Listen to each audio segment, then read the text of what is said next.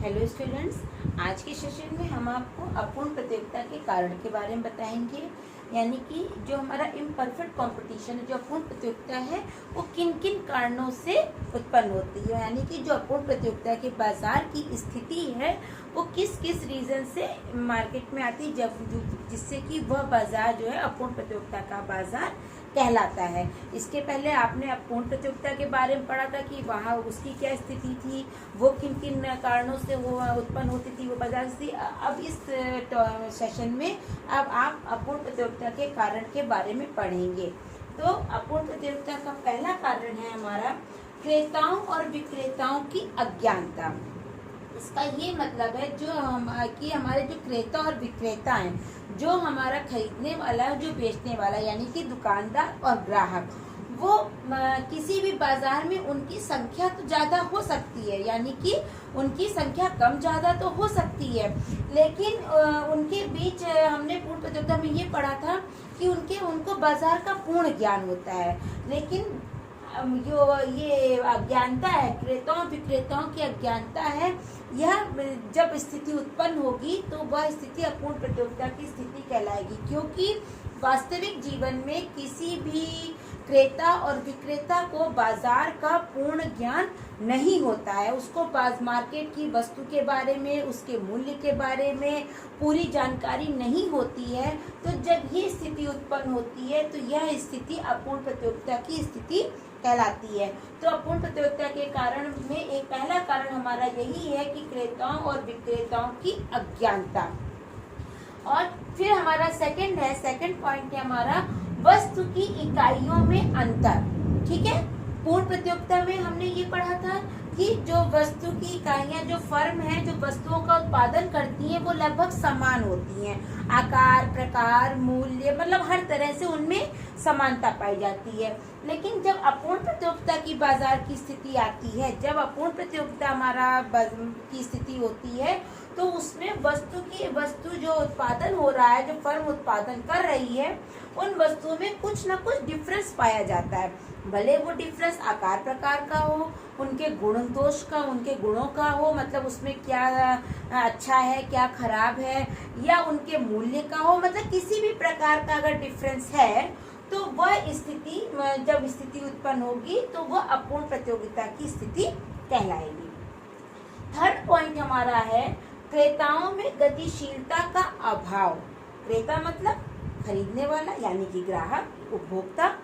तो उनमें गतिशीलता का अभाव, जैसे कि हर कोई ये जानता है कि हमें अगर हम किसी स्पेसिफिक जगह से कोई सामान लेंगे, किसी अच्छी जगह से, मतलब जहाँ पे वो सब्जी या फल या कोई भी सामान अच्छा मिलेगा और कम रेट में मिलेगा, तो हम वहाँ से वो सामान ले सकते हैं। लेकिन जो ग्राहक होता है, जो उपभोक्ता होता है, वो वहाँ पे ना जा करके वो अपने एरिया की आसपास की जो दुकान होती है, जो उसके आसपास की मार्केट होती है, वो वहीं से ही उस वस्तु को क्रय कर लेता है। इसका मतलब ये है कि जो क्रेता है, जो उपभोक्ता है या जो ग्राहक है, वो वस्तुओं के मूल्य के प्रति उदासीन होता है, गतिशील नहीं होता है। ठीक है, तो क्रेताओं में गतिशीलता का अभाव का मीनिंग यही है कि जैसे आप एग्जाम्पल के तौर पे समझिए, मान लीजिए हमने आपको कई बार एग्जाम्पल दिया है अनाज मंडी का, सब्जी मंडी का, फल मंडी का, और कई ऐसे एग्जाम्पल हैं जहाँ पे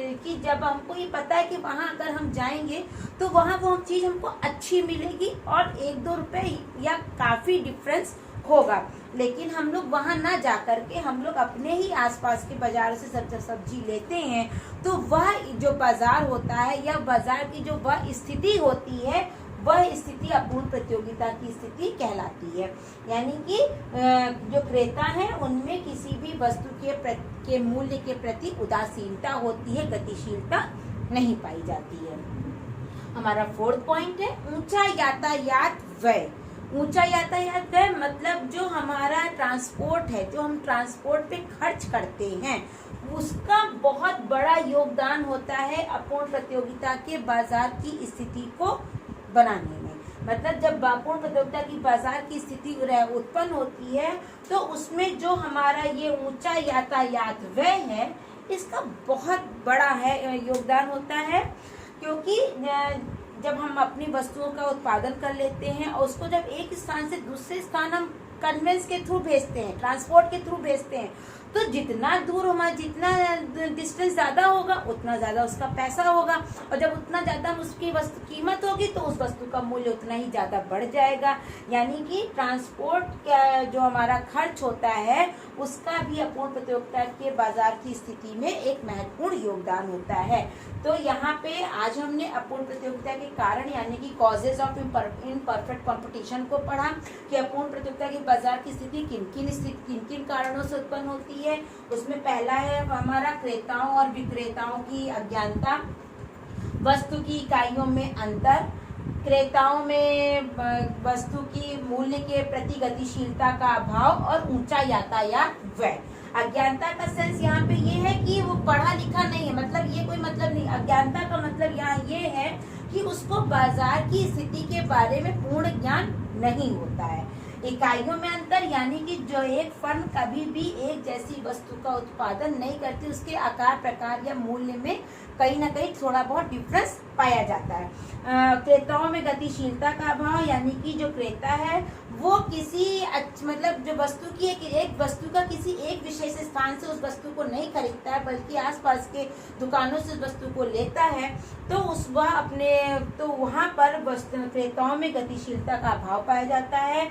ऊंचा यातायात व्यय यानी कि जब हम वस्तुओं का उत्पादन करते हैं और उसको बेचने के लिए उसको एक स्थान से दूसरे स्थान पहुंचाने के लिए हम ट्रांसपोर्ट का यूज करते हैं, और उस ट्रांसपोर्ट में जितना ज्यादा हमारा व्यय लगता है वस्तु की कीमत पे उतना ही ज्यादा प्रभाव पड़ता है। तो ये 4 पॉइंट्स आज आपने समझे।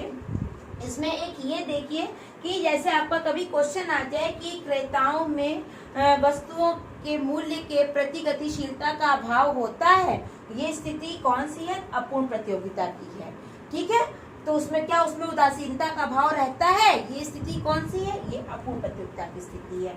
तो आज हमने आपको अपूर्ण प्रतियोगिता के कारण के बारे में समझाया। आशा करते हैं ये चारों कारण आपको समझ में आए होंगे। Thank you.